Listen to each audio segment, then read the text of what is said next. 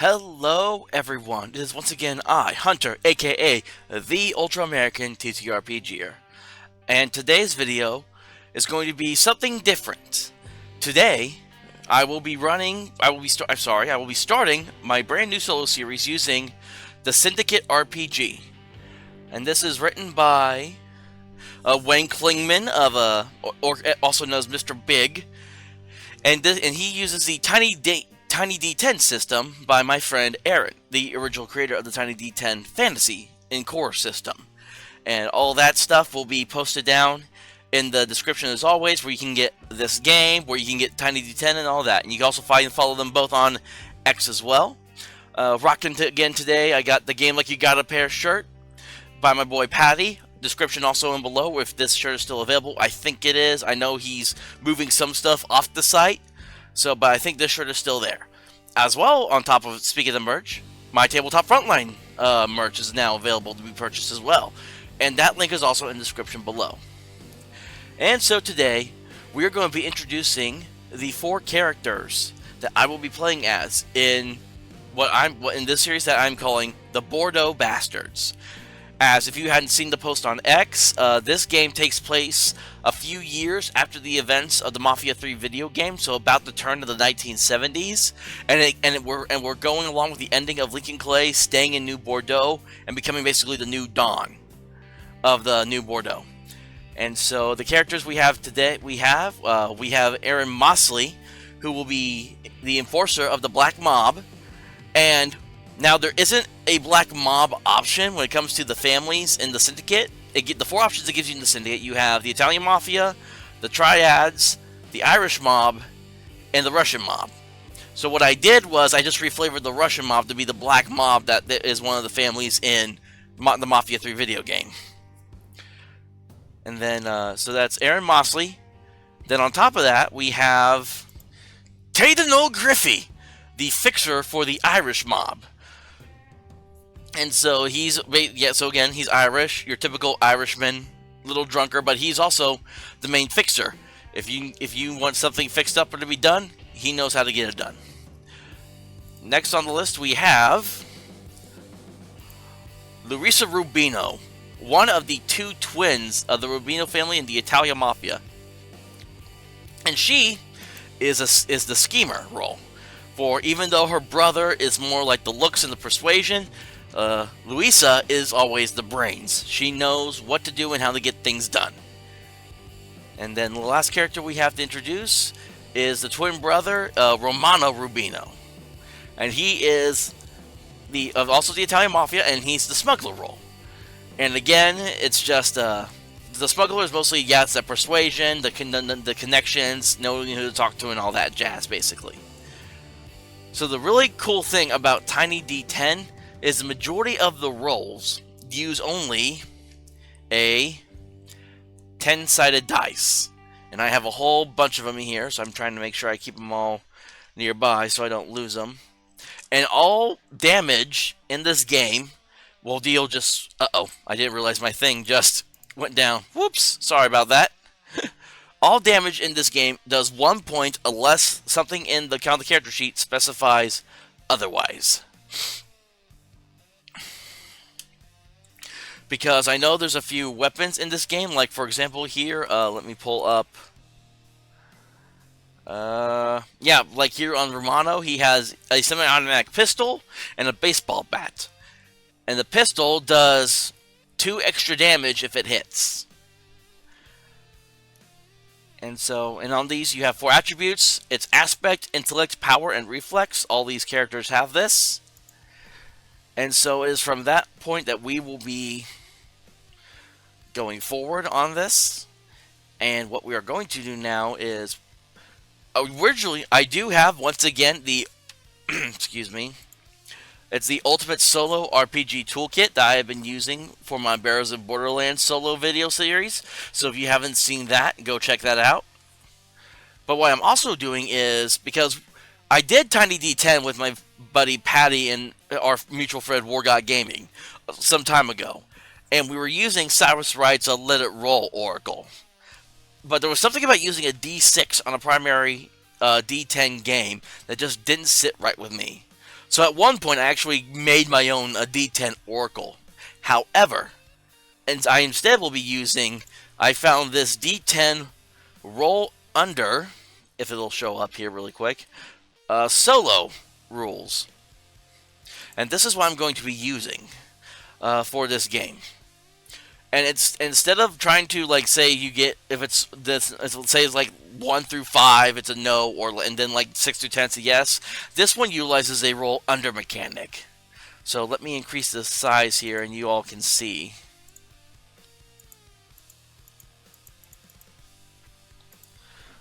So like if you were to be like bad or unlikely, you have to try to get under a 3. If it's just 50-50, you have to get under a 5. If it's good likely, it's just got to get under a 7. The excellent one is you have to get, it looks like under an 8. I'm not quite sure what the 2 is supposed to represent. I think because I know with that asterisk it says down here below that says on that one you have success with benefits if you roll a 1 or 2 on the excellent. I don't know on the fantastic one what that 4 means there. I did get this off Drive to RPG, so I'll have to make sure to leave a question to ask about that. I'm assuming that means if you get like a if you get like a 1 through 4, it's a success with benefits. That's my guess. And then it's got all these different like random events, solo oracles. It's got different success ladders on here. Which let me see this. I only just got this today, so I apologize if I take some time to read here and there.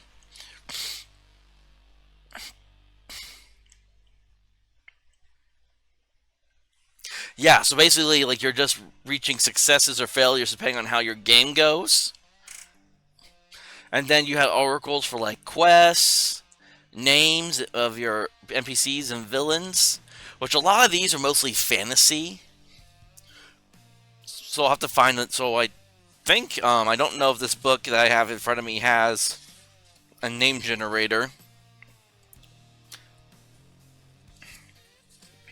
It does not, but I do have a fancy name generator here on my phone, so I will probably end up using that if I have to make up a name for a character. And so, yeah, we're more likely going to be using this the majority of the time. Maybe some stuff from this Ultimate Solo Toolkit. But we will see what happens.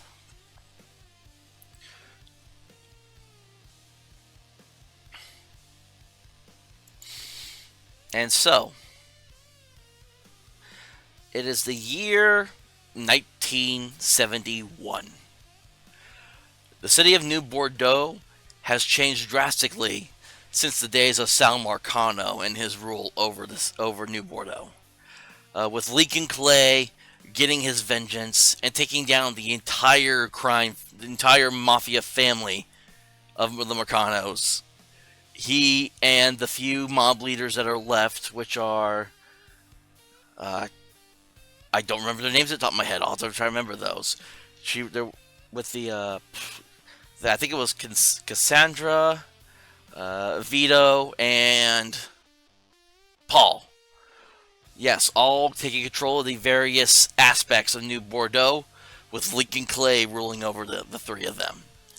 And since then, New Bordeaux has blown up. The casino that Sal Marcano was trying to build to go legit has now been completed thanks to Leakin Clay and all the funds he has been getting in from his new rule. And since then, people have come, people have gone, but we focus on a group of 4 friends as they meet at Sammy's bar in the hollow of New Bordeaux. Kind of standing there, kind of working the front door. We meet Aaron Mosley, this big, strong African American looking dude. He's about maybe in his mid to late 20s, and just wearing his normal attire, just not so that way he's not standing out. He's kind of keeping eye on the place as he's making sure no one gets too out of hand. And as he stands there, the door opens, and that is when we see Caden O'Griffey walks into the room, already with a bottle of whiskey in hand. As he looks around, spots Aaron, and he's like, "Hey, come here, you big motherfucker!" And Aaron looks at him and just smiles as he walks over to Caden, and they hug tightly with each other. And Aaron is just like, "It's good to see you, friend." And Caden's like, "Aye, it's good to see you too. Have the twins arrived yet?" And Aaron just shakes his head like, "No, they have not yet. How about I help you sit down before you make a fool of your ass?" And Caden's like, I'm a functioning alcoholic. I'm not too much of one." Caden says, as of course he kind of stumbles over on himself, and Aaron helps him kind of sit down at the table, where he also will sit down as they're waiting. And as they begin to talk about what's been going on in their different areas and stuff, because the Irish mob controls in New Bordeaux the area of Point Verdun. And so, and then as those two are talking, we kind of cut outside, and we see as a nice car pulls up outside on next to the sidewalk of Sammy's bar, and we see two people get out, and these are the Rubino twins. Romano and Luisa, and they're both dressed very nice. Romano is wearing like a nice business suit with the matching hat to go with it, while Luisa is wearing like a nice little dress with like a spaghetti strap and just like a little I think it's a beret is what I would call it. And I closed it again. I don't know why I keep doing that. Sorry about that, folks. I forget that for some reason OBS likes to, if you minimize it, it won't show it up on the screen. So if it goes black, it's because I actually minimized it, so I'm trying not to do that. And so, Luisa and Romano walk into Sammy's bar, and they look around, and no one really pays them any mind. It's just because to most people in the Hollow, it's just a bunch of rich white. To them, it's just a bunch of rich white folks just wanting a place to kind of let loose. And Luisa and Romano see Aaron and Caden sitting at a table, and they come over to join them. Now, even though these four are from different families, these four have known each other for quite some time. And despite all the craziness that happened in New Bordeaux with Lincoln Clay and the Marcano family, they've all over the last few years, everyone's been told to put that all aside and just work together. Because if you don't, well, you don't want to know what happens if Lincoln Clay has to handle stuff himself. And as Luisa and Romano sit down at the table, Luisa and Romano on one side, Aaron moves around to sit on the other side with Caden. What are they going to talk about today? Because I believe this is going to be the start of their very first, I guess, mission would be a way to call it. We could also call it, say, like a heist if it becomes a heist. I know there are heist rules in this game here. Let me look that up really quick in this book. Yeah, a job. Pulling off jobs.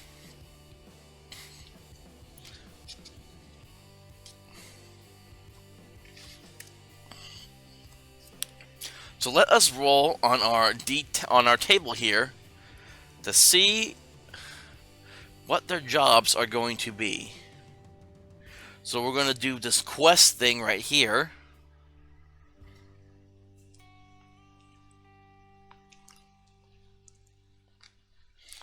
And let's see.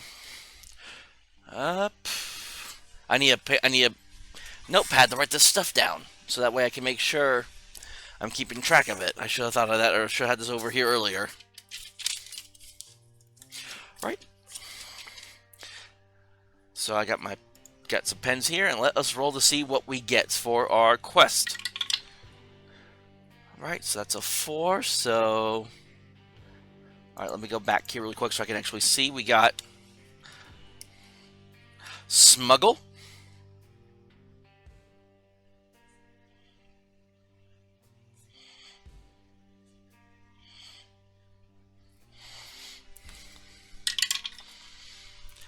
10 smuggle infection.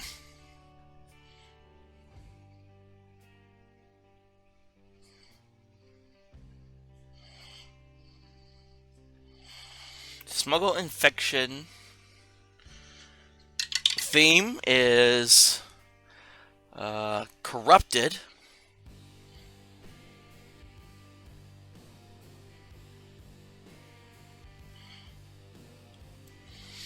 Location is 7, so a mine.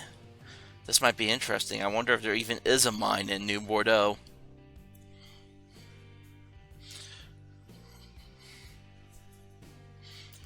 Let's see who the villain is going to be. The villain is a city guard.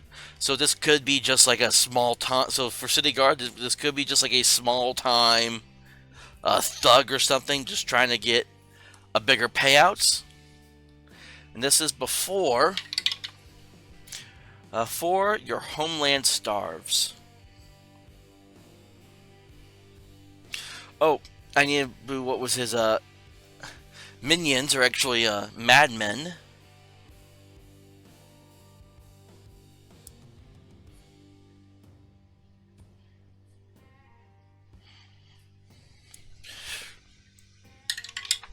And that is a 4 on that one again. But your homeland starves, it says.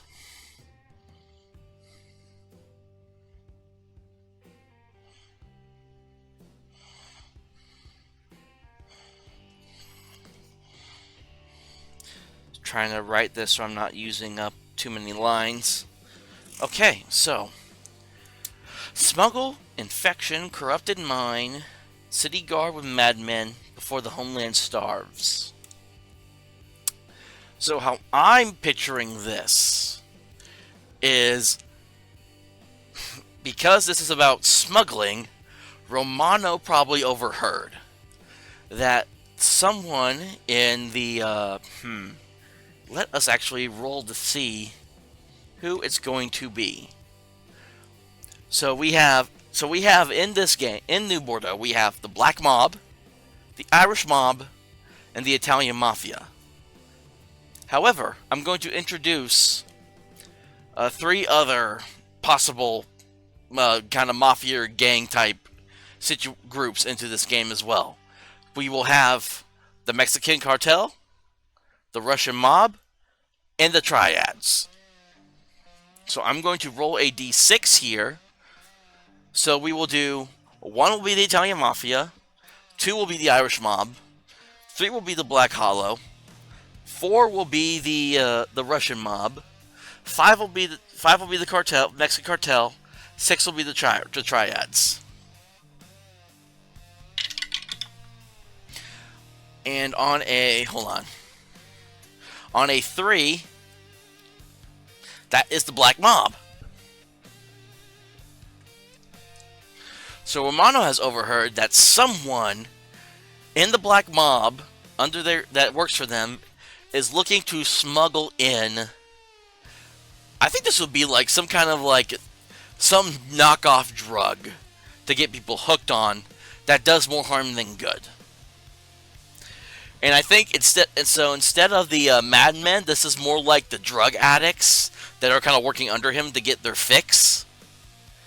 But in the process of him trying to get this drug into the Hollow area, which is what the Black Mob controls in New Bordeaux, I believe it is that people will be spending. It will be the idea is people will end up spending. This will be cost so much money for people to buy that basically people will end up going broke and starving in this area.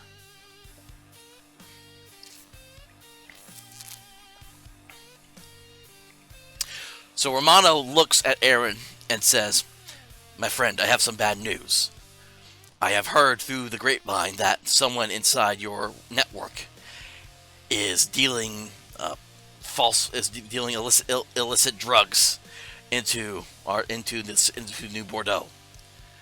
And at first, Aaron's probably like, Aaron's like, "That's crazy. I can't think of anyone who would be willing to do that." And then that's when Luisa takes out a little baggie and sets it down on the counter. It says, We found this on one of the drug addicts here in the Hollow. It's nothing that none of us have ever. It's nothing that any of us have sold here. This is something completely new, and it seems very dangerous. And Aaron just kind of takes the bag and just kind of looks at it. And Caden was like kind of looking at it while he takes a swig of his whiskey, and he's just like, "Man, but I've never seen anything like that before either. There's nothing like that gets peddled through our area." And Aaron just looks at Romano and says, "Do you know what this is at all? And now I need to come up with a name for this drug. What would be a good name for a drug? Maybe I can find something on here. Well, that's hideouts and stuff. Oh, here we go. Descriptors. So this is the descriptors use 2d6. So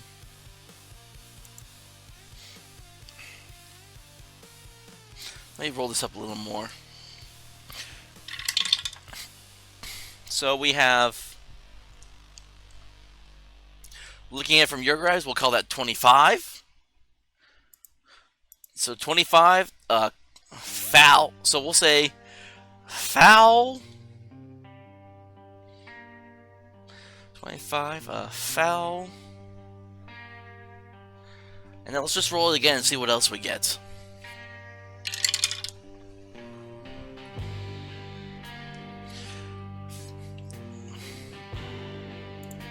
Alright, so that becomes a 43.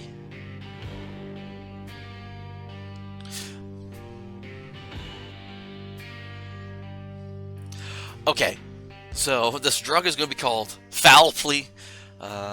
Actually, is that what I want to go for? Or do I want to pick something else? Oh, okay, here we go. Yeah, I'll do the subject, memory. So the drug name is going to be called Foul Memory.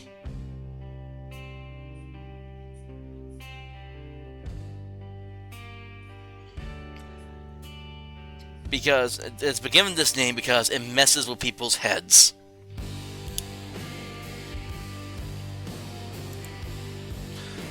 So Romano looks at it and it's like, yes, some of the locals call it Foul Memory because it just fucks with your head. And Aaron just kind of looks at it, and he looks around, and he kind of leans in, and as he leans in, everyone else does too. So they're all like in this little whisper huddle, and it's like, so you're telling me that there's someone in the black mob that's bringing this in to the Hollow? And Luisa's just like, that's correct. And we don't think it's no one big for what we know, so it's someone on the small side of things. However, there is an old abandoned mine in the outskirts of the city. We think that's where they may be making and bringing this drug. They're making this drug at and bringing it in from.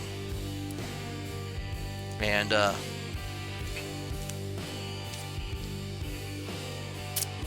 excuse me, had to think for a second there.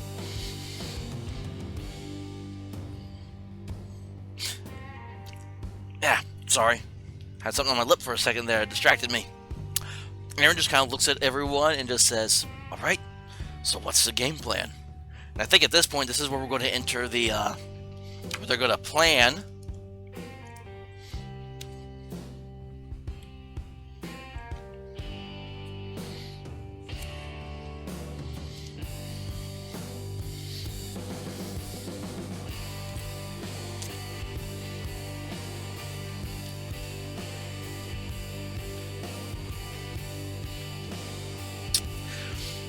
Alright, useful information. So I'm looking at this gathered intelligence section. Useful information may be gathered using a number of different methods gained from contacts within the crew's criminal network, learned through a stealthy stakeout of the building, or intimidated out of unalive individuals in the know. This intelligence can include footprints of the building, security measures, schedules and locations of guards, weaknesses in the building's defenses.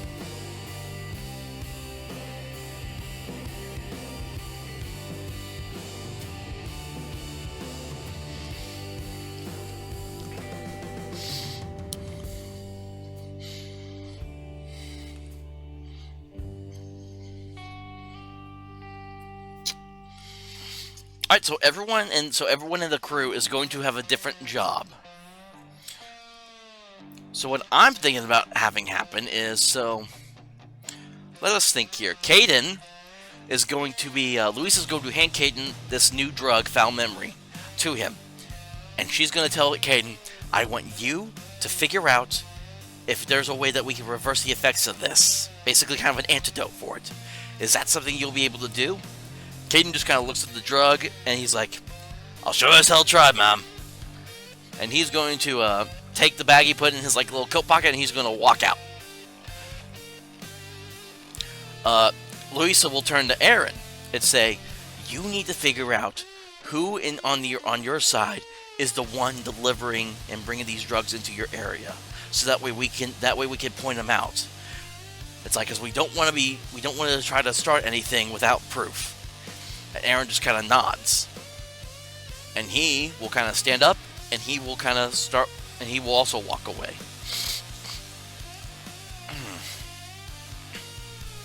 Louisa and Romano will turn to his twin sister, Louisa, and be like, so what are we going to do?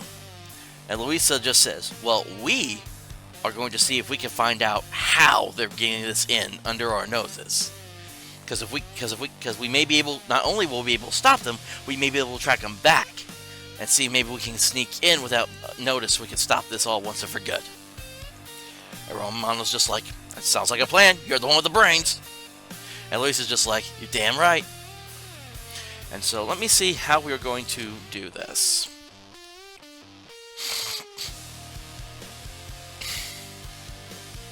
Checking over everyone's roles here.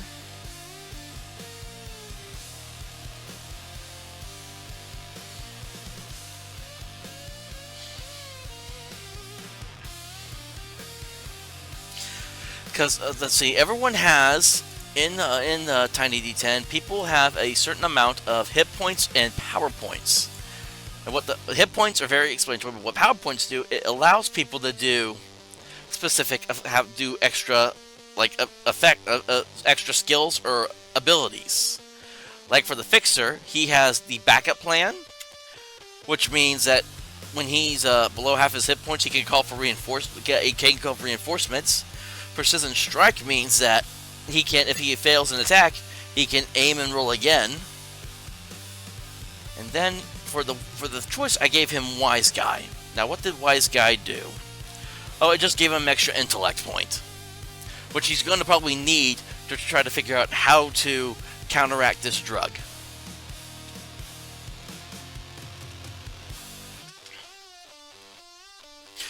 So let's focus on Caden first. So Caden's going to rush back home to Point Verdun, where the Irish mob is located at, and he's going to kind of head to his like little shop that he has. And I think we're going to use the success ladder for this one. And I think we're going to do the success ladder, the short success ladder on this. So for every success we get, we'll bring him up. Every fail will bring him down. I think everyone's going to be like, we're going to do a short success ladder for everything. Or should... Yeah, because there's 3 different things. The idea is we want everyone to be able to succeed, so that way they can like, hey, yeah, we found this and all that. So for Caden to be able to see if he can figure out this drug, let's just say it's a moderate toughness of let's just say a moderate toughness of 6. So if he can get a 6 or higher on this check, well, first off, I guess I should ask, would Caden be able to know about how to do stuff like this with drugs? I will make it 50-50, because with him being a Fixer role, I think he would be good with chemicals as well as mechanics. So let's see here. So 50-50, it's a 5. I have to roll under or meet. But there's another thing, that if I meet, it's a success with a complication. So if I get on the 5. And then if I get the 1, it's a yes with an extra benefit. Alright, so let's see here. That is... Oh no, that's a 10. That's a fail. That is a... hold on. Yeah, that's a 10 on the die, so that's actually a failure with a complication. So let's figure out what this complication may be. I think this one, we need to actually go to the Ultimate Solo RPG Toolkit, and let us roll... Well, first off, let's roll the change of scene. I need to move this up a little more. I was trying to get to where there's not a lot of lights, but it doesn't want to lighten up for me for some reason. That'll do. Alright. So, change of scene. 3. NPC acts suddenly. But what's the event seed? A 2. An opportunity. So an NPC sees an opportunity.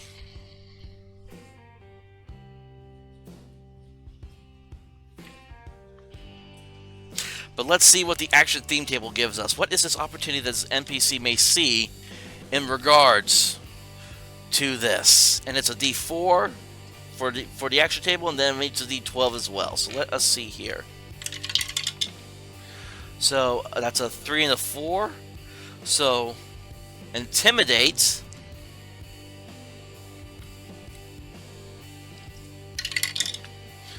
A 4 and a 3. Intimidates innocence.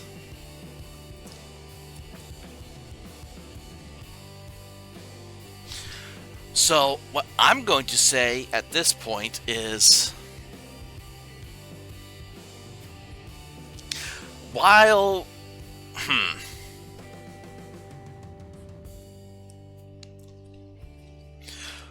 so this is gonna, so we'll say this makes this check a little bit tougher actually. So we will increase it from a moderate to a difficult, which means he has to get at least a 10 on this. So let's do Caden's roll first to see if he can figure out, even though he has no clue about how to mess with the chemicals in this drug, he's going to try his best. And this is going to be his intelligence. Does he have any skills that he has that can apply to this? Because if you have an actionable skill, he gets a +1. I don't think Streetwise is going to work with this, since he doesn't know anything about it. So we are going to roll. His intellect is +2. That is a 5, so it fails. So if we were to follow that short track, it goes down from 3 to 2. Which means we have to figure out a way to try to succeed at some point. So Caden is trying to figure out what is in this fucking drug, basically. And it is just not working with him. He knows nothing about what's in this drug. He's not familiar with the chemicals that are in it. It is something completely foreign and new to him. But as he's trying to figure this out, he stops for a moment, but he hears a commotion outside his shop.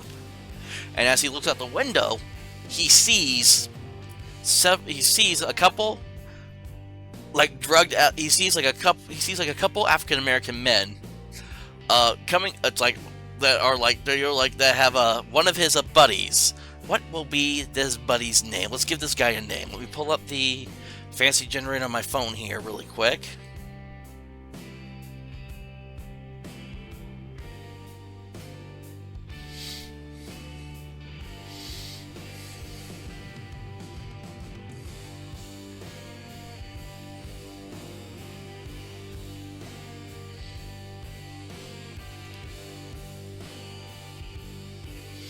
Alright, sorry, I was reading something else really quick. Okay, so fantasy generator, get that open up. And I know it has like actual like human names on here. So let me find Ireland. Okay. So the first NPC that we have that we will be introduced to in this game is like a young Irish, probably not even an Irish mob member yet, just another kid that's in the area.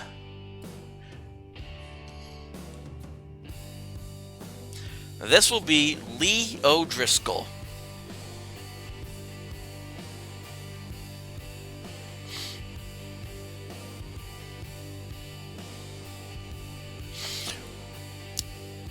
And he's like late teens, early 20s probably. But these big old African American men that are obviously clearly with the black mob are like having like up against the wall, and they're like pressuring him. And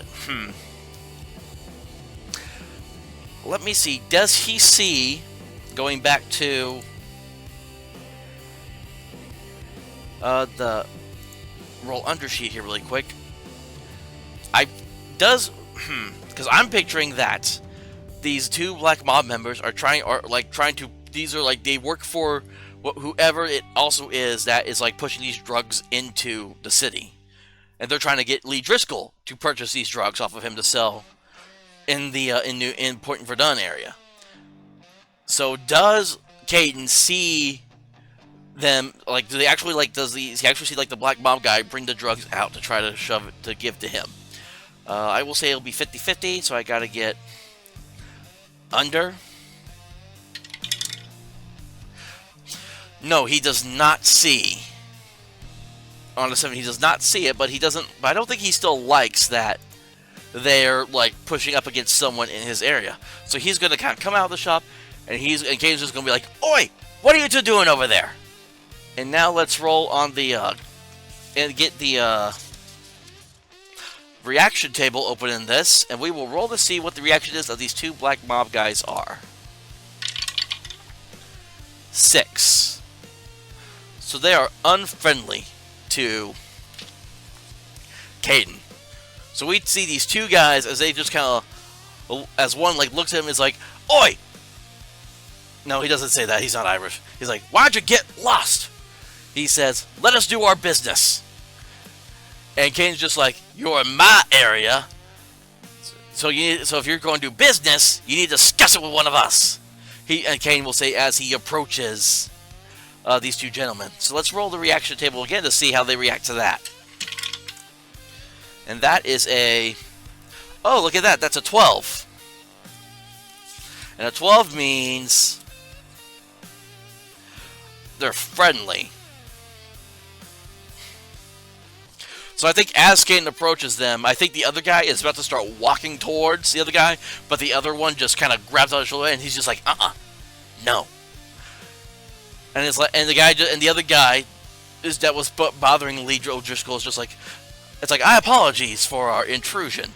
We'll be on our way now." And the two gentlemen are going to walk off. And Caden will walk up to Leo Driscoll. And I imagine Lee is like kind of like how Steve Rogers was. Like how Steve Rogers was before he got the super soldier serum, except they picture him as a ginger. And Caden walks up to Lee, he's like, "Are you alright?" And Lee's just like, "Yeah, I'm alright." Now, does Caden... Not Caden, does Lee tell Caden about what the two guys were trying to get him to do? I'll say 50-50. Oh, I forgot to take those up on a 1. Okay, that's that's a really good success. That's a yes with a benefit. So Caden's like, not Caden, Lee O'Driscoll tells Caden that they were telling me about some new drug that they were bringing into the city, and they wanted to see if, and they were trying to see if they could sell some to me to push around push around our area. And Caden's like, "Well, you told them. What did you tell them?" And Lee is like, "Well, I didn't say yes, but I didn't say no. I was trying to just get out of it. Like I said, I would have to talk to someone else about it. That I wasn't really quite involved in it, but they were being so aggressive about it." And then they said, I think the benefit with this is that they're going to give him a name.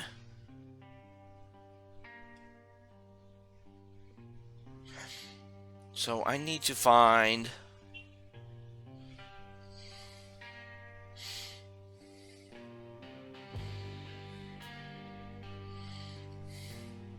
I'm trying to find a good one. Okay. So this will be the next NPC name.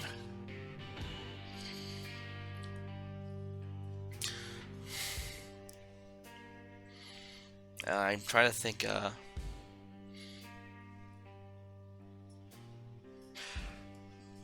Sorry, I'm writing this down really quick before I forget it.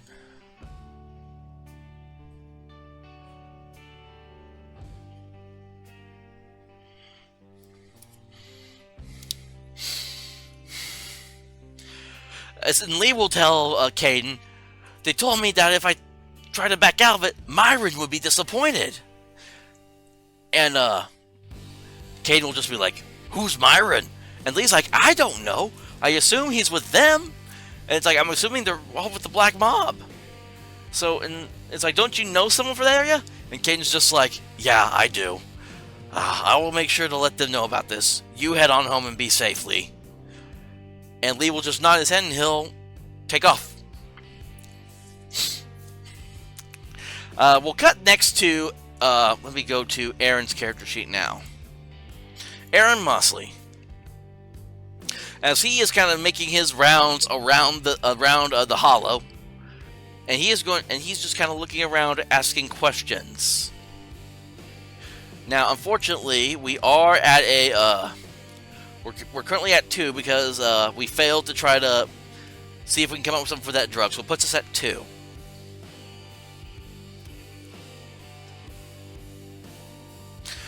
And so, Aaron is going to walk around and he's going to try to start asking questions. Now, if I recall asking questions, what does that fall under?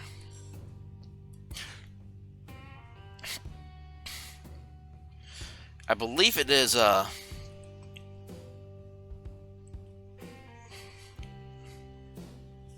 it's aspect, which unfortunately Aaron doesn't have, but that doesn't mean he'll be bad at it. So we'll say with this, I need this back again. I keep putting it aside for some reason.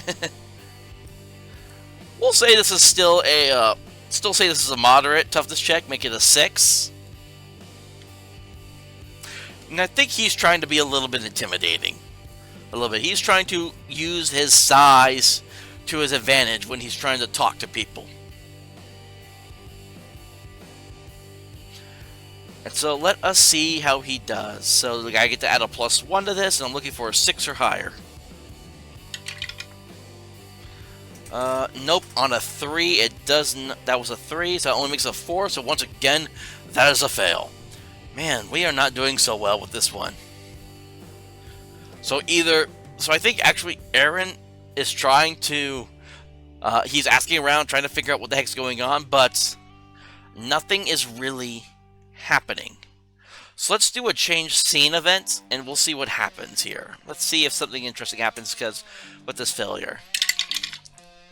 So that's a 2 and a 1. There's an environmental shift and a conflict. So let us see, roll the D12 and the D4 to see what this conflict may possibly be.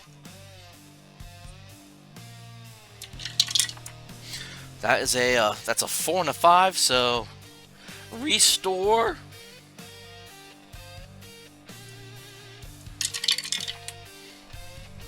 Two and 2, restore war. Oh, this will get interesting. So I know exactly what will happen here. So for those who don't remember, if you haven't played Mafia 3, when the game first starts, Lincoln Clay works for his adoptive father, Sammy Robinson, who runs the Hollow. But on top of that, when he gets back from the Vietnam War, he finds out that they have been having to deal with the Haitian gangs in the area. And I think,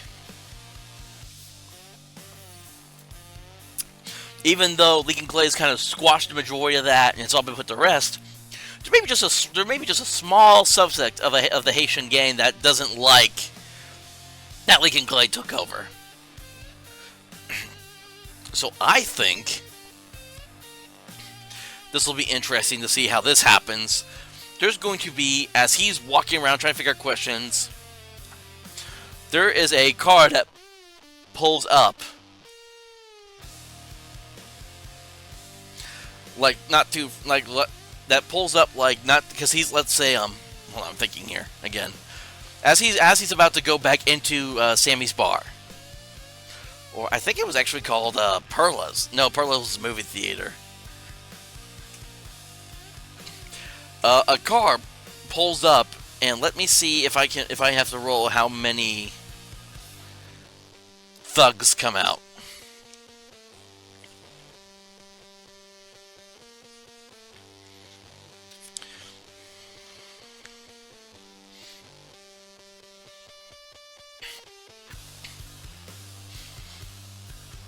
Oh, I didn't even know there was a Wandering Mobster reaction table in this book. I should have been using that, because it's a D10.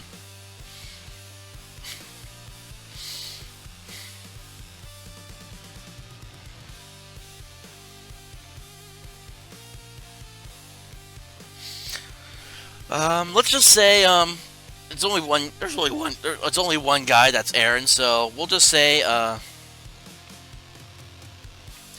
hold on, where's combat in this? Because, yeah, I'm about to enter combat here. A car pulls up, and two African-American men hop out, clearly of Haitian descent. And they walk up to Aaron, and Aaron's just like, "Can I help you?" And the two Haitians are like, "We have a message for Lincoln Clay." And I think they're going to try to initiate combat. So I need to figure out I need to remember how combat starts, because there is a roll.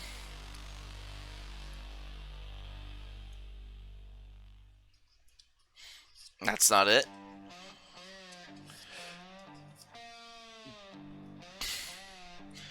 So I was just looking at it. How did I lose? Oh, combat. Here we go.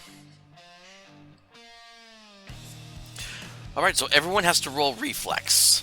And I don't... Do the mobsters... Do these hired thugs I'm using here, do they have a reflex? No, they do not. Alright, so we'll say the white will be for Aaron. And this red one will be for the Haitian hired thugs that are hiring him.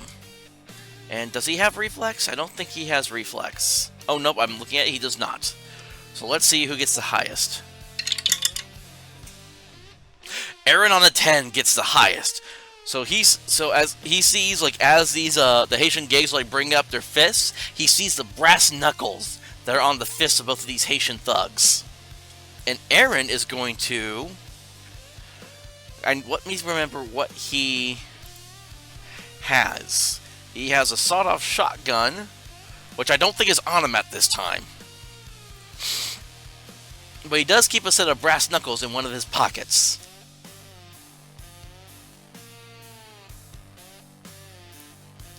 So what I gotta remember, what his kneecapper ability does.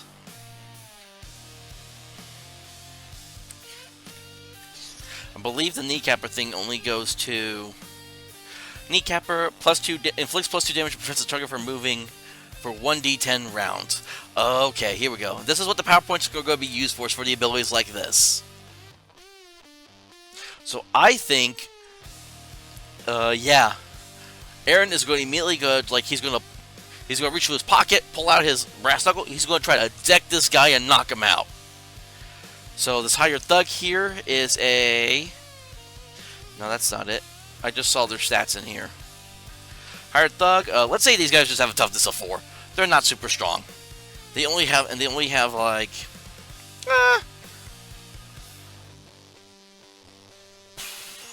Look, they each have 4 hit points. We'll say that.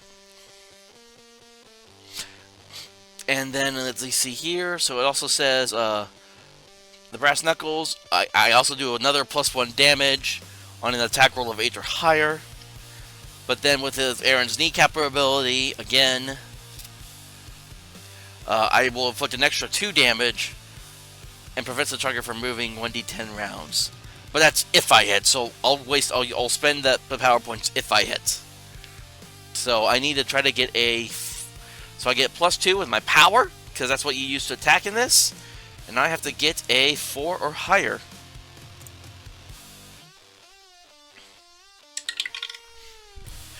And on an 8, that will hit. So it's only 1 point of damage. But then I will spend the 2 power points. That brings it down from, if I can get this to work on me properly. Oh no. Whew, I thought something happened for a second there. It decided to glitch out on me for a second. That goes from 7 to 5 because I spent 2 points. So I deal 3 points of damage total. Let me see. Let me try to remember what else it does exactly.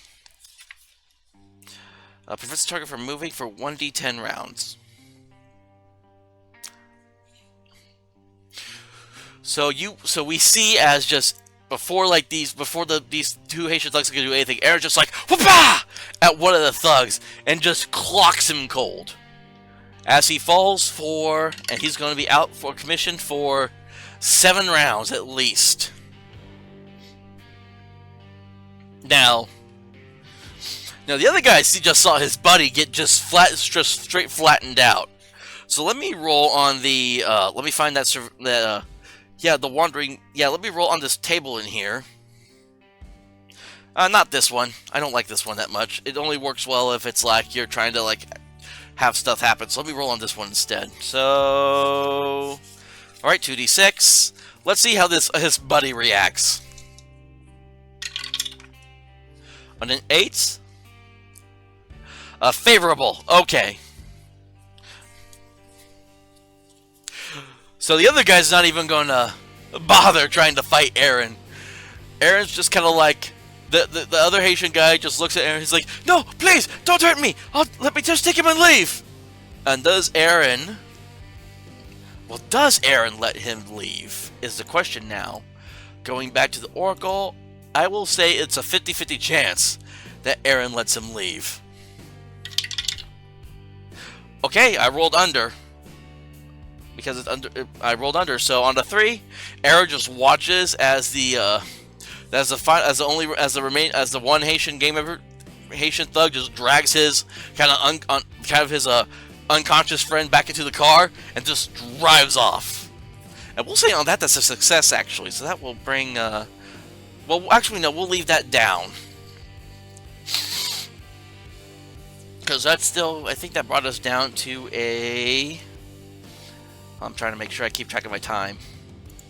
Because I still want these to only be like maybe an hour at least. So yeah, we're down to 1 because they both failed. Because Caden failed, Aaron failed, and now we have. So Aaron just watches as the car drives off, and he's just kind of like, "What the fuck just happened?" And that's when we're going to cut to Luisa and was it Romano? Yeah, Luisa and Romano. As they are they go to the country club in the area. I don't remember the name of the country club in my head, but it's the one that Leaky Clay walks into when he first meets Sal Marcano before the heist that happens in the video game. And I think here Romano is going to try to put on the charm, and he's going to try to see if anyone around here has heard about this new foul memory drug. We'll just say once again it's moderate.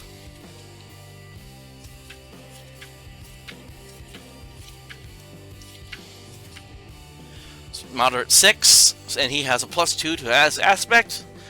So we will see how this goes. Jesus. Nope, so that becomes only a 4, so that is another failure. And that actually brings us down to a... it is a complete failure at this point now. So they are unable right now to get any information about who well, except for the name. They got a name, but other than that, they have... Oh, dang it, I did it again. There we go. So Aaron is like... So Romano is like walking around trying to figure out what's going on. And he's like trying to bring up about drugs and stuff because he's talking to like he's talking to the people that he knows or like would know about these drugs and stuff, and no one's heard about this thing before. So as far as he knows, it has not reached I think it's like River Row or Riverside, I think is what the Italian Mafia area that's controlled is called. And possibly other areas of New Bordeaux as well. But no one's heard about this new drug that's been getting snuck in. And Luis is just like... It's like we are getting nowhere with this. Now let's roll on the table for these two if anything happens. 2 and 4 that I got for me. I'm looking at my way. Environmental shift, and it's a challenge. But let's roll our usual D4, D12, and we'll see what the challenge can be. Resist, because that's 1 and 4. Resist. Wait, no. 1 and 4, that's actually challenge. So again, challenge. 4 and 9. Challenge. Solution.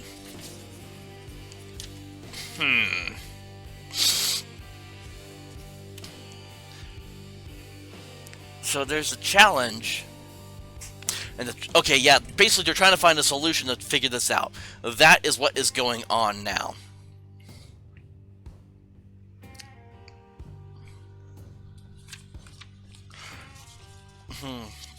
I'm looking up at some stuff here. Oh, here we go. Conversation topics. And maybe there's a challenge about that. This one requires a D20 roll. We'll just go ahead and do that, and we'll see what it gives us. A 20. Art and music.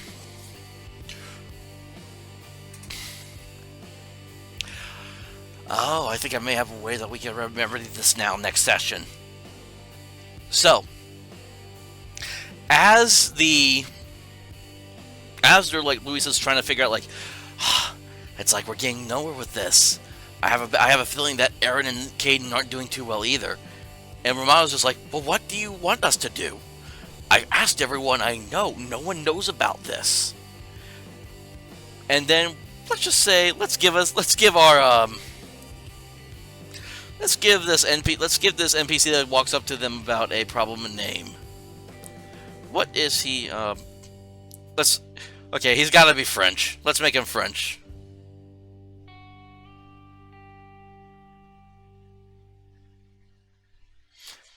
These are not French names.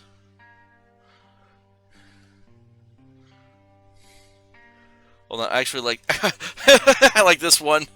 Axel Buisson. Alright, so we're gonna write this name down. There's a Frenchman that just happens to be in this area named Axel Buisson.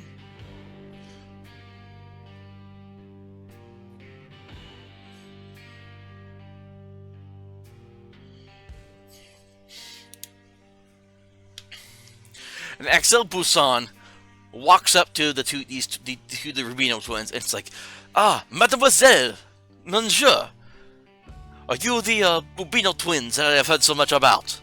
And Luis and Romano just look at each other, back at the Frenchman, look back at each other, and you're like, "Yes, we are." The Frenchman is like, "Ah, splendid! I am Axel Buisson, greatest Frenchman in all of the arts." And immediately these two twins are like, the eye roll and all that. But, excuse me. But Axel just looks to them both and says, "See, I require what some may say your services. I am supposed to be opening a gallery here in the city within the week, but I require certain pieces for my gallery in order to make sure that it goes off without a hitch. The problem is that I required some of these pieces by, what's the way to put it? Not so legal means? And I wish to hire you both, and whoever you wish, to help you, to bring them into the city unnoticed, if possible." And I think the twins will look at each other again, back at the Frenchman, back at each other, and then just look back to the Frenchman. They'll be like, what will we receive in return?" And Axel, the Frenchman, goes, "I have made quite a few connections here in my short time in the city. I might be able to hook you up with the right people, as well as give you a fair amount of money in return for your services as well. It's like money is no object to me." And the twins once again look at each other, the Frenchman, to each other, the Frenchman again, and then Romano just holds out his hand and be like, you got yourself a deal, sir. And they shake. And I think that is where we are going to end this first session for today.